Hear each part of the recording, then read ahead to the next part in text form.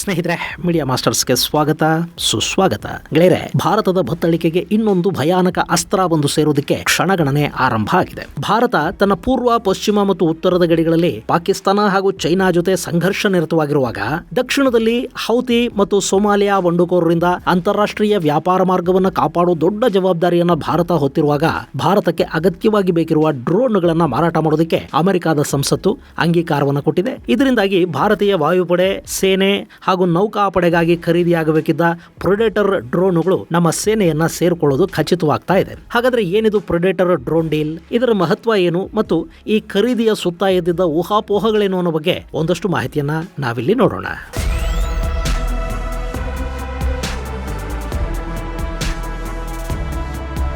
ಗೆಳೆಯರೆ, unmanned aerial ವೆಹಿಕಲ್ಗಳ ಬಗ್ಗೆ ಮತ್ತು ಅವುಗಳ ಮಹತ್ವದ ಬಗ್ಗೆ ನಿಮಗೆ ತುಂಬಾ ಚೆನ್ನಾಗಿ ಗೊತ್ತಿದೆ. ಇವತ್ತು ಯುದ್ಧಗಳಿಗೆ ಮಾತ್ರ ಅಲ್ಲ, ಗಸ್ತಿಗೆ, ರಕ್ಷಣಾ ಕಾರ್ಯಾಚರಣೆಗಳಲ್ಲಿ ಕೂಡ ಡ್ರೋನ್ಗಳು ತುಂಬಾನೇ ಮಹತ್ವವನ್ನು ಪಡ್ಕೊಳ್ತಾ ಇವೆ. ಅದರಲ್ಲೂ ಭಾರತದಂತಹ ಅತ್ಯಂತ ವಿಶಾಲ ಗಡಿ ಮತ್ತು ಎಲ್ಲ ಕಡೆಗಳಲ್ಲೂ ಶತ್ರುಗಳನ್ನೇ ಹೊಂದಿರುವ ದೇಶಕ್ಕೆ ತನ್ನ ಗಡಿಗಳ ಕಣ್ಗಾವಲಿಗೆ ಆಧುನಿಕ ತಂತ್ರಜ್ಞಾನವನ್ನ ಅಳವಡಿಸಿಕೊಳ್ಳಲೇಬೇಕಾದ ಅನಿವಾರ್ಯತೆ ಇರುತ್ತೆ. ಹಾಗೆ ಪಾಕಿಸ್ತಾನದ ಭಯೋತ್ಪಾದಕರ ಒಳನುಸುಳುವಿಕೆಗಳು, ಪೀರ್ ಪಂಜಾಲ್ ರೇಂಜ್ ನಂತಹ ದುರ್ಗಮ ಕಾಡು ಕಣಿವೆಗಳಲ್ಲಿ ಮಾಡುವ ಕಾರ್ಯಾಚರಣೆಗಳು, ನಕ್ಸಲರ ವಿರುದ್ಧ, ಈಶಾನ್ಯ ರಾಜ್ಯಗಳಲ್ಲಿನ ಪ್ರತ್ಯೇಕತಾವಾದಿಗಳ ವಿರುದ್ಧ ನಡೆಯುವ ಕಾರ್ಯಾಚರಣೆಗಳಿಗೆ ಡ್ರೋನ್ಗಳನ್ನ ಬಳಕೆ ಮಾಡೋದು ಸಾಧ್ಯವಾದ್ರೆ ನಮ್ಮ ಯೋಧರ ಜೀವಹಾನಿಯನ್ನ ಕಡಿಮೆ ಮಾಡೋದಕ್ಕೆ ಕೂಡ ಸಾಧ್ಯ ಆಗುತ್ತೆ. ಇನ್ನು ನೌಕಾಪಡೆಯ ವಿಷಯಕ್ಕೆ ಬಂದ್ರೆ, ಇತ್ತೀಚೆಗೆ ಕೆಂಪು ಸಮುದ್ರದಲ್ಲಿ ಹೌತಿ ಉಗ್ರರ ಸಮಸ್ಯೆ ತೀವ್ರವಾಗ್ತಾ ಇದೆ. ಅವರ ದಾಳಿಗಳನ್ನ ಶೀಲ್ಡ್ ಮಾಡಿಕೊಂಡು ಸೋಮಾಲಿಯಾದ ಕಡಲ್ಗಳ್ಳರು ಕೂಡ ತಮ್ಮ ಕಾರ್ಯಾಚರಣೆಗಳನ್ನ ಹೆಚ್ಚು ಮಾಡ್ತಾ ಇದ್ದಾರೆ. ಹೀಗಾಗಿ ಕೆಂಪು ಸಮುದ್ರದ ವ್ಯಾಪಾರಿ ಹಡಗುಗಳು ತೀವ್ರ ಆತಂಕವನ್ನ ಎದುರಿಸಬೇಕಾಗಿ ಬರ್ತಾ ಇದೆ. ಗೆಳೆಯರೆ, ಇಡೀ ಜಗತ್ತಿನ ಒಟ್ಟು ಸಮುದ್ರ ವ್ಯಾಪಾರ ಏನಿದೆ ಅದರಲ್ಲಿ 13% 15% ಈ ಕೆಂಪು ಸಮುದ್ರದ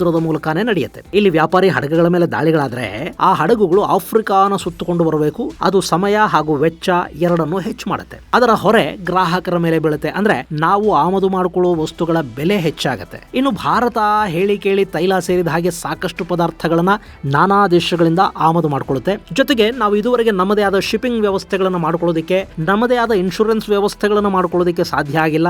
ದುರಂತ ನೋಡಿ, ಶತಮಾನಗಳಿಂದ ಸಾಗರ ವ್ಯಾಪಾರಗಳನ್ನು ಮಾಡಿದರೂ ಕೂಡ ಶಿಪ್ಪುಗಳ ವಿಷಯದಲ್ಲಿ, ಸಮುದ್ರ ವ್ಯಾಪಾರದ ಇನ್ಶೂರೆನ್ಸ್ ನ ವಿಷಯದಲ್ಲಿ ನಾವು ಪಶ್ಚಿಮದ ದೇಶಗಳ ಮೇಲೆ ಇವತ್ತಿಗೂ ಅವಲಂಬಿಸಿದ್ದೀವಿ. ಹೀಗಿರುವಾಗ ಈ ಮಾರ್ಗದಲ್ಲಿ ಬರುವ ವ್ಯಾಪಾರಿ ಹಡಗುಗಳನ್ನ ಕಾಪಾಡಬೇಕಾದ ಮತ್ತು ಅರಬ್ಬಿ ಸಮುದ್ರದ ಹಾದಿಯನ್ನ ಸುರಕ್ಷಿತವಾಗಿ ಇಟ್ಕೋಬೇಕಾದ ಹೊಣೆ ಕೂಡ ಭಾರತದ್ದೇ ಆಗಿದೆ. ಇನ್ನು ಹಿಂದೂ ಮಹಾಸಾಗರದಲ್ಲಿ ಆಧಿಪತ್ಯವನ್ನು ಸ್ಥಾಪಿಸೋದಕ್ಕೆ ಒಂದು ಕಡೆ ಚೈನಾ ಪ್ರಯತ್ನ ಪಡ್ತಾ ಇದೆ. ಸೊ ಭಾರತ ಯಾವುದೇ ಕಾರಣಕ್ಕೂ ಸಮುದ್ರದಲ್ಲಿ ತನ್ನ ಶಕ್ತಿಯನ್ನ ಕಳ್ಕೊಳ್ಳೋದಕ್ಕೆ ಹೋಗಬಾರದು. ಹೀಗಾಗಿ ತನ್ನ ಯುದ್ಧ ನೌಕೆಗಳನ್ನ ಸಾಗರಕ್ಕಿಳಿಸಿರುವ ಭಾರತ ಸೋಮಾಲಿಯಾದ ಕಡಲ್ಗಳ್ಳರ ವಿರುದ್ಧ ಕಾರ್ಯಾಚರಣೆಯನ್ನ ಮಾಡ್ತಾ ಇದೆ. ಅಲ್ಲಿ ಮೊನ್ನೆ ಒಂದೇ ದಿನ 3 ಹಡಗುಗಳನ್ನ ಭಾರತ ಕಾಪಾಡಿದೆ ಮತ್ತು ಭಾರತ ಈ ಸಾಗರ ಮಾರ್ಗದಲ್ಲಿ ಭರವಸೆಯ ರಕ್ಷಕನಾಗಿ ಕಾಣಿಸಿಕೊಳ್ತಾ ಇದೆ. ಇದು ಇನ್ನಷ್ಟು ಶಕ್ತಿಶಾಲಿಯಾಗಿ ಮುಂದುವರಿಬೇಕು ಅಂದ್ರೆ ಭಾರತದ ಆಯುಧ ಬತ್ತಳಿಕೆಗೆ ಶಕ್ತಿಯನ್ನು ತುಂಬಬೇಕು. ಆ ನಿಟ್ಟಲ್ಲಿ ಅಮೆರಿಕದ MQ-9 ಡ್ರೋನ್ ಖರೀದಿ ಮಾಡೋದಕ್ಕೆ ಭಾರತ ಮತ್ತು ಅಮೆರಿಕ ನಡುವೆ ಮಾತುಕತೆ ಆಗಿತ್ತು. ಕಳೆದ ವರ್ಷ ಭಾರತದ ಪ್ರಧಾನಿಯ ಅಮೆರಿಕ ಭೇಟಿ ಸಂದರ್ಭದಲ್ಲಿ ಈ ಬಗ್ಗೆ ಅಮೆರಿಕ ಕೂಡ ಆಸಕ್ತಿಯನ್ನು ತೋರಿಸಿತ್ತು. ಹಾಗೆ ಕಳೆದ ನವೆಂಬರ್ ಅಲ್ಲಿ ಅಮೆರಿಕದ ರಕ್ಷಣಾ ಸಚಿವ ಲಾಯ್ಡ್ ಆಸ್ಟಿನ್ ಭಾರತಕ್ಕೆ ಭೇಟಿ ಕೊಟ್ಟಿದ್ದಾಗ ಕೂಡ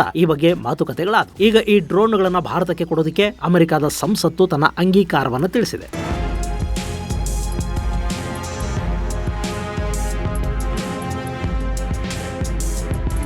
ಗೆಳೆಯರೆ, ಅಮೆರಿಕದಲ್ಲಿ ಖಾಸಗಿ ಸಂಸ್ಥೆಗಳು ಯುದ್ಧೋಪಕರಣಗಳನ್ನು ತಯಾರು ಮಾಡುತ್ತವೆ. ಆದರೆ ಆ ಯುದ್ಧೋಪಕರಣಗಳನ್ನು ಯಾವುದೇ ಹೊರದೇಶಕ್ಕೆ ಕೊಡಬೇಕು ಅಂದ್ರೆ ಅಲ್ಲಿನ ಸಂಸತ್ತಿನ ಅನುಮತಿಯನ್ನು ತಗೋಬೇಕಾಗುತ್ತೆ. ಶಸ್ತ್ರಾಸ್ತ್ರ ಪೂರೈಕೆ ಅನುಮತಿಗೆ ಸಂಬಂಧಪಟ್ಟ ಹಾಗೆ ಸಂಸತ್ತಿನ ಒಂದು ಕಮಿಟಿ ಕೂಡ ಇರುತ್ತೆ. ಅಲ್ಲಿ ಯಾವ ದೇಶಕ್ಕೆ ಆಯುಧಗಳನ್ನು ಕೊಡ್ತಾ ಇದೀವಿ, ಆ ದೇಶದ ಜೊತೆ ಅಮೆರಿಕದ ಸಂಬಂಧಗಳು ಹೇಗಿವೆ, ಆಯುಧ ಪೂರೈಕೆಯಿಂದ ಆಗೋ ಲಾಭಗಳೇನು, ನಷ್ಟಗಳೇನು ಅನ್ನೋದನ್ನ ಪರಿಶೀಲಿಸಿ ಆ ಸಮಿತಿ ಒಂದು ವರದಿಯನ್ನು ಕೊಡುತ್ತೆ. ಆ ನಂತರ ಅದು ಅಲ್ಲಿನ ಕಾಂಗ್ರೆಸ್ ಅಂದ್ರೆ ಅಮೆರಿಕದ ಸಂಸತ್ತಲ್ಲಿ ಮಂಡನೆ ಆಗಬೇಕು. ಅಲ್ಲಿ ಅನುಮತಿ ಸಿಕ್ಕ ನಂತರ ಯಾವ ದೇಶಕ್ಕೆ ಆಯುಧ ಕೊಡ್ತಾರೋ ಆ ದೇಶಕ್ಕೆ LOA ಅಂದ್ರೆ ಲೆಟರ್ ಆಫ್ ಅಕ್ಸೆಪ್ಟೆನ್ಸ್ ಅನ್ನ ಕೊಡ್ತಾರೆ. ಅದಾದ ನಂತರ ಬೆಲೆಯ ಬಗ್ಗೆ ಹಾಗೂ ಕಾನ್ಫಿಗರೇಷನ್ ಬಗ್ಗೆ ಮಾತುಕತೆಗಳಾಗುತ್ತವೆ. ಈಗ ಅಮೆರಿಕದ ಸಂಸತ್ತು ಅನುಮತಿಯನ್ನು ಕೊಟ್ಟಿರೋದ್ರಿಂದ ಇನ್ನು ಕೆಲವೇ ದಿನಗಳಲ್ಲಿ ಅಮೆರಿಕದ ಒಪ್ಪಿಗೆ ಪತ್ರ ಭಾರತವನ್ನು ತಲುಪುವ ನಿರೀಕ್ಷೆ ಇದೆ. ಕೆಳಗೆ ಈ MQ-9 ಅನ್ನೋದು ಅಮೆರಿಕದ ಕ್ಯಾಲಿಫೋರ್ನಿಯಾ ಮೂಲದ ಜನರಲ್ ಆಟೋಮಿಕ್ ಕಂಪನಿ ನಿರ್ಮಿತ ಡ್ರೋನ್. ಇದನ್ನ MQ ರೀಪರ್ ಡ್ರೋನ್ ಅಂತ ಕೂಡ ಕರೀತಾರೆ. ಹಾಗೆ ಪ್ರೆಡೇಟರ್ B ಅಂತಲೂ ಇದನ್ನ ಕರೆಯೋದುಂಟು. ಇನ್ನು MQ-9 ಅನ್ನೋದು ಅನ್ಮ್ಯಾನ್ಡ್ ವೆಹಿಕಲ್. ಇದರಲ್ಲಿ ಕ್ಯಾಬಿನ್ ಕ್ರೂ ಇರೋದಿಲ್ಲ. ಬದಲಿಗೆ ಗ್ರೌಂಡ್ ಸ್ಟೇಷನ್ ನಲ್ಲಿ ಇಬ್ಬರು ಪೈಲಟ್ಗಳು ಕೂತ್ಕೊಂಡು ಈ ಡ್ರೋನ್ ಅನ್ನ ಆಪರೇಟ್ ಮಾಡೋದಕ್ಕೆ ಸಾಧ್ಯ ಆಗುತ್ತೆ. ಹಾಗೆ ಇದು 38.5 ಅಡಿ ಅಂದ್ರೆ 11.7 ಮೀಟರ್ ಉದ್ದ ಇದೆ. ಇದರ ವಿಂಗ್ ಸ್ಪ್ಯಾನ್ 24 ಮೀಟರ್ಗಳಷ್ಟಿದೆ. ಇನ್ನು ಇದು 5,670 ಕೆಜಿಗಳಷ್ಟು ತೂಕವನ್ನ ಹೊತ್ತೊಯ್ಯುವ ಸಾಮರ್ಥ್ಯವನ್ನು ಹೊಂದಿದೆ. ಆ ಪೈಕಿ ಸುಮಾರು 2,721 ಕೆಜಿಯಷ್ಟು ಫ್ಯೂಯಲ್ ಇರುತ್ತೆ. ಹಾಗೆ 2,520 ಕೆಜಿಯಷ್ಟು ಪೇಲೋಡ್ ಅನ್ನ ಇದು ಹೊತ್ತೊಯ್ಯುತ್ತೆ. ಹಾಗೆ ಈ ಡ್ರೋನ್ ಗಂಟೆಗೆ 390 ಕಿಲೋಮೀಟರ್ಗಳಷ್ಟು ವೇಗವನ್ನು ಹೊಂದಿರುತ್ತೆ ಮತ್ತು 11,000 ಕಿಲೋಮೀಟರ್ಗಳಷ್ಟು ರೇಂಜ್ ಅನ್ನ ಇದು ಹೊಂದಿದೆ. ಇದರ ಜೊತೆಗೆ ಸುಮಾರು 40,000 ಅಡಿಗಳು ಅಂದ್ರೆ 12,200 ಮೀಟರ್ಗಳಷ್ಟು ಎತ್ತರಕ್ಕೆ ಇದು ಹಾರಾಟವನ್ನು ನಡೆಸುತ್ತೆ.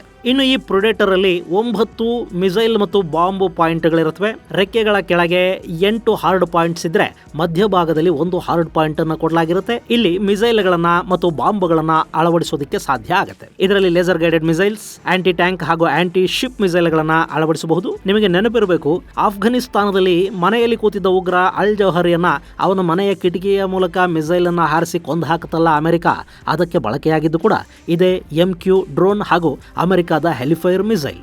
ಇನ್ನು ಅಮೆರಿಕ, ನ್ಯಾಟೋ ದೇಶಗಳು, ಜಪಾನ್, ದಕ್ಷಿಣ ಕೊರಿಯಾ ಸೇರಿದ ಹಾಗೆ ಅಮೆರಿಕದ ಬಹುತೇಕ ಮಿತ್ರ ದೇಶಗಳು ಈ ಪ್ರೆಡೇಟರ್ ಗಳನ್ನ ಬಳಕೆ ಮಾಡ್ತಾ ಇವೆ. ಭಾರತದ ಬಳಿ ಕೂಡ 2 MQ-9 ಡ್ರೋನ್ಗಳಿವೆ. ಇವುಗಳನ್ನ 2020ರಲ್ಲಿ ಅಮೆರಿಕದಿಂದ ಲೀಸ್ಗೆ ಪಡೆಯಲಾಗಿತ್ತು. ಆ ನಂತರ ಲೀಸ್ ಅವಧಿಯನ್ನ ಮುಂದುವರಿಸಲಾಯಿತು. ಈಗ ಈ 2 ಡ್ರೋನ್ಗಳು ಭಾರತೀಯ ನೌಕಾಪಡೆಯಲ್ಲಿ ಕಾರ್ಯನಿರ್ವಹಿಸ್ತಾ ಇವೆ. ಹಿಂದೂ ಮಹಾಸಾಗರದ ಸುವಿಶಾಲ ಸಮುದ್ರದ ಗಡಿಯನ್ನ ಕಾಪಾಡುವುದರಲ್ಲಿ ಇವು ಮಹತ್ವದ ಪಾತ್ರವನ್ನು ಕೂಡ ವಹಿಸ್ತಾ ಇವೆ. ಹೀಗಾಗಿನೇ ಈ ಡ್ರೋನ್ಗಳ ಸಂಖ್ಯೆಯನ್ನ ಹೆಚ್ಚು ಮಾಡ್ಕೋಬೇಕು ಅಂತ ಭಾರತ ಬಯಸ್ತಾ ಇದೆ. ಸೊ ಭಾರತೀಯ ಸೇನೆ, ವಾಯುಪಡೆ ಹಾಗೂ ನೌಕಾಪಡೆಯ ಅಗತ್ಯಗಳನ್ನು ಗಮನದಲ್ಲಿಟ್ಟುಕೊಂಡು 31 MQ-9 ಡ್ರೋನ್ಗಳ ಖರೀದಿಗೆ ಭಾರತ ಆಸಕ್ತಿಯನ್ನು ತೋರಿಸಿತು. ಆ ಪೈಕಿ 15 ನಮ್ಮ ನೌಕಾಪಡೆಗೆ, ತಲಾ 8 ಡ್ರೋನ್ಗಳನ್ನ ವಾಯು ಹಾಗೂ ಸೇನಾ ಪಡೆಗೆ ಕೊಡುವ ನಿರ್ಧಾರವನ್ನು ಕೈಗೊಳ್ಳಲಾಗಿತ್ತು ಮತ್ತು ಡ್ರೋನ್ಗಳನ್ನು ಪೂರೈಸುವುದಕ್ಕಾಗಿ ಭಾರತ ಮತ್ತು ಅಮೆರಿಕದ ನಡುವೆ ಮಾತುಕತೆಗಳು ಕೂಡ ಆದವು.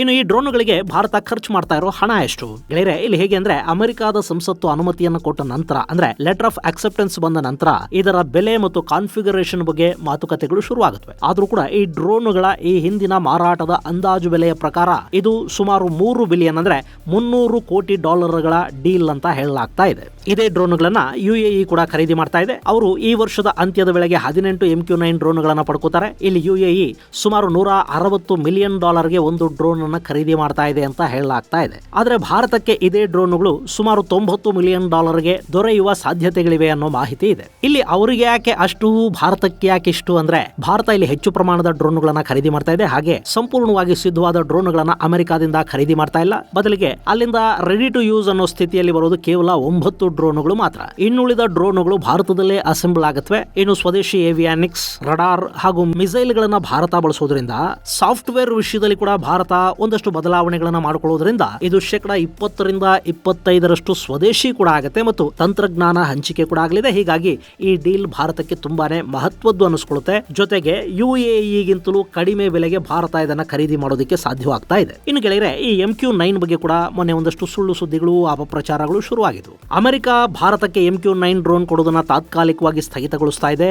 ಅಮೆರಿಕದಲ್ಲಿನ ಸಿಖ್ ಉಗ್ರ ಗುರುಪತ್ವಂತ್ ಸಿಂಗ್ ಪನ್ನು ಹತ್ಯಾ ಪ್ರಯತ್ನಕ್ಕೆ ಸಂಬಂಧಪಟ್ಟ ಹಾಗೆ ಭಾರತ ಅಮೆರಿಕದ ತನಿಖೆಗೆ ಸಂಪೂರ್ಣ ಸಹಕಾರವನ್ನ ಕೊಡುವವರೆಗೆ ಮತ್ತು ಆ ಪ್ರಕರಣದ ತನಿಖೆ ಪೂರ್ಣಗೊಳ್ಳುವವರೆಗೆ ಅಮೆರಿಕ ಭಾರತಕ್ಕೆ ಡ್ರೋನ್ ಅನ್ನ ಕೊಡದೇ ಇರೋ ನಿರ್ಧಾರ ಮಾಡಿದೆ ಅನ್ನೋ ತರದ ಸುದ್ದಿಗಳನ್ನ ಕೆಲ ಮಾಧ್ಯಮಗಳು ಪ್ರಕಟಿಸಿದ್ವು. ಆದ್ರೆ ಅದನ್ನ ಅಮೆರಿಕ ಸಂಪೂರ್ಣವಾಗಿ ತಳ್ಳಿ ಹಾಕಿದೆ ಮತ್ತು ಅಮೆರಿಕ ಸಂಸತ್ತಲ್ಲಿ ಭಾರತಕ್ಕೆ ಡ್ರೋನ್ ಮಾರಾಟಕ್ಕೆ ಅನುಮತಿ ಸಿಕ್ಕಿದೆ ಅನ್ನೋ ವಿಷಯವನ್ನು ಕೂಡ ಅಮೆರಿಕ ಅಧಿಕೃತವಾಗಿ ಬಹಿರಂಗಪಡಿಸಿದೆ. ಇನ್ನು ಡ್ರೋನ್ಗಳು ಯಾವಾಗ ಭಾರತಕ್ಕೆ ಬರುತ್ತವೆ? ಇನ್ನು ಮುಂದೆ ಅಧಿಕಾರಿಗಳ ಮಟ್ಟದ ಮಾತುಕತೆಗಳು ಹಾಗೂ ಕಾರ್ಯಚಟುವಟಿಕೆಗಳು ಆರಂಭಗೊಳ್ಳಬೇಕಿದೆ. ಇಲ್ಲಿ ಬೆಲೆ, ಕಾನ್ಫಿಗರೇಷನ್ ಮುಂತಾದ ವಿಷಯಗಳಲ್ಲಿ ಮಾತುಕತೆ ನಡೆಯುತ್ತೆ. ಅದಾದ ನಂತರ ಡ್ರೋನ್ಗಳು ಭಾರತಕ್ಕೆ ಬರಬೇಕಾಗುತ್ತೆ. ಬಹುಶಃ ಈ ವರ್ಷದ ಅಂತ್ಯದ ವೇಳೆಗೆ ಪ್ರೆಡೆಟರ್ ಡ್ರೋನ್ಗಳು ಭಾರತದ ಬತ್ತಳಿಕೆಯನ್ನು ಸೇರುವ ನಿರೀಕ್ಷೆ ಕೂಡ ಇದೆ. ಯಾಕೆಂದ್ರೆ ಈಗಾಗಲೇ ಅಮೆರಿಕದ ಆಡಳಿತ ಈ ಡ್ರೋನ್ಗಳನ್ನು ತಯಾರು ಮಾಡುವ ಕಂಪನಿ ಜನರಲ್ ಆಟೋಮಿಕ್ಗೆ ಭಾರತಕ್ಕೆ ಡ್ರೋನ್ ಕೊಡೋದಕ್ಕೆ ಸಿಕ್ಕ ಒಪ್ಪಿಗೆಯ ಬಗ್ಗೆ ತಿಳಿಸಿದೆ. ಹೀಗಾಗಿ ಅಲ್ಲಿ ಡ್ರೋನ್ ತಯಾರಿ ಕೂಡ ವೇಗವನ್ನು ಪಡ್ಕೊಳ್ಳುತ್ತೆ ಮತ್ತು ವರ್ಷಾಂತ್ಯದ ವೇಳೆಗೆ ಇವು ಭಾರತವನ್ನು ತಲುಪುವ ಸಾಧ್ಯತೆಗಳಲ್ಲಿ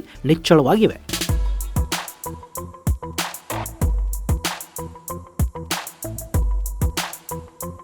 ಗೆಳೆಯರೆ, ಈ ಡ್ರೋನ್ಗಳ ವಿಷಯದಲ್ಲಿ ನಮಗಿನ್ನೂ ಸಂಪೂರ್ಣವಾಗಿ ಸ್ವಾವಲಂಬಿಯಾಗೋದಕ್ಕೆ ಸಾಧ್ಯ ಆಗಿಲ್ಲ. ಇಲ್ಲಿ ನಮ್ಮ DRDO ನಿರಂತರವಾಗಿ ಡ್ರೋನ್ ತಯಾರಿಕಾ ಪ್ರಯತ್ನಗಳನ್ನ ಮಾಡ್ತಲೇ ಇದೆ. ಆದರೆ ಭಾರತೀಯ ಸೇನೆಯ ಅಗತ್ಯಗಳನ್ನು ಪೂರೈಸಬಲ್ಲ ಅಟ್ಯಾಕಿಂಗ್ ಡ್ರೋನ್ಗಳನ್ನು ನಿರ್ಮಿಸಿಕೊಳ್ಳುವುದರಲ್ಲಿ ಭಾರತ ಇನ್ನೂ ಸಂಪೂರ್ಣವಾಗಿ ಯಶಸ್ವಿಯಾಗಿಲ್ಲ. ಯುದ್ಧ ವಿಮಾನಗಳ ವಿಷಯದಲ್ಲಿ ನಾವು ಹೇಗೆ ಸ್ವದೇಶಿ ಇಂಜಿನ್ ತಂತ್ರಜ್ಞಾನವನ್ನು ಪಡ್ಕೊಳ್ಳೋದ್ರಲ್ಲಿ ವಿಫಲರಾಗಿದ್ದೀವೋ, ಡ್ರೋನ್ ವಿಷಯದಲ್ಲೂ ಅದೇ ಸಮಸ್ಯೆಯನ್ನು ಎದುರಿಸ್ತಾ ಇದ್ದೀವಿ. ಸೊ ಭಾರತ ಡ್ರೋನ್ಗಳಿಗಾಗಿ ಇಸ್ರೇಲ್ ಮತ್ತು ಅಮೆರಿಕಾಗಳ ಮೇಲೆ ಡಿಪೆಂಡ್ ಆಗಬೇಕಾಗಿ ಬರ್ತಾ ಇದೆ. ಸದ್ಯಕ್ಕೆ ನಮ್ಮಲ್ಲಿ ಇಸ್ರೇಲ್ ನಿರ್ಮಿತ ಹೆರೋನ್ ಡ್ರೋನ್ಗಳಿವೆ. ಇನ್ನು ಇಸ್ರೇಲ್ನ ಎಲ್ಬಿಟ್ ಹೆರ್ಮಸ್ ಡ್ರೋನ್ಗಳನ್ನ ಅದಾನಿ ಇಂಡಸ್ಟ್ರೀಸ್ ಭಾರತದಲ್ಲಿ ನಿರ್ಮಾಣ ಮಾಡ್ತಾ ಇದೆ. ಅದಕ್ಕೆ ದೃಷ್ಟಿ ಅನ್ನೋ ಹೆಸರನ್ನು ಕೊಟ್ಟಿದ್ದಾರೆ. ಅದಾನಿ ಗ್ರೂಪ್ ನಿರ್ಮಾಣ ಮಾಡಿದ ಮೊದಲ ಡ್ರೋನ್ ಮೊನ್ನೆ ಅಷ್ಟೇ ನೌಕಾಪಡೆಯನ್ನ ಸೇರ್ಪಡೆ ಕೂಡ ಆಗಿದೆ. ನೆನಪಿರ್ಲಿ, ಇದು ಕೂಡ ಸ್ವದೇಶಿ ಅಲ್ಲ. ಇಸ್ರೇಲ್ನ ಎಲ್ಬಿಟ್ ಹೆರ್ಮಸ್ 900 ಡ್ರೋನ್ಗಳನ್ನ ಭಾರತದಲ್ಲಿ ಅಸೆಂಬಲ್ ಮಾಡಲಾಗ್ತಾ ಇದೆ. ಜೊತೆಗೆ ಒಂದಷ್ಟು ಸ್ವದೇಶಿ ಉಪಕರಣಗಳನ್ನು ಕೂಡ ಅದಕ್ಕೆ ಅಳವಡಿಕೆ ಮಾಡ್ತಾ ಇದ್ದಾರೆ. ಇನ್ನು ಭಾರತದ ಸ್ವದೇಶಿ ಡ್ರೋನ್ ತಯಾರಿ ಪ್ರಯತ್ನ ನಡೀತಾ ಇದ್ದು, ಬಹುಶಃ 2025ರ ವೇಳೆಗೆ ಅದು ಒಂದು ಹಂತಕ್ಕೆ ಸಾಧ್ಯ ಆಗಬಹುದು ಅನ್ನೋ ನಿರೀಕ್ಷೆಗಳಿವೆ. ಸೊ ಈಗ ಭಾರತ ತನ್ನ ತುರ್ತು ಅಗತ್ಯಗಳನ್ನು ಪೂರೈಸಿಕೊಳ್ಳೋದಕ್ಕೆ ಅಮೆರಿಕದ MQ-9 ಡ್ರೋನ್ಗಳನ್ನ ಖರೀದಿ ಮಾಡ್ತಾ ಇದೆ. ಇದು ಗೆಳೆಯರೆ ಅಮೆರಿಕದ MQ ಕುರಿತಾದ ಒಂದಷ್ಟು ಮಾಹಿತಿ. ಮುಂದಿನ ಸಂಚಿಕೆಯಲ್ಲಿ ಮತ್ತಷ್ಟು ವಿಶೇಷಗಳ ಜೊತೆ ಮತ್ತೆ ಭೇಟಿಯಾಗೋಣ. ಅಲ್ಲಿವರೆಗೆ ಜೈ ಹಿಂದ್, ಜೈ ಕರ್ನಾಟಕ.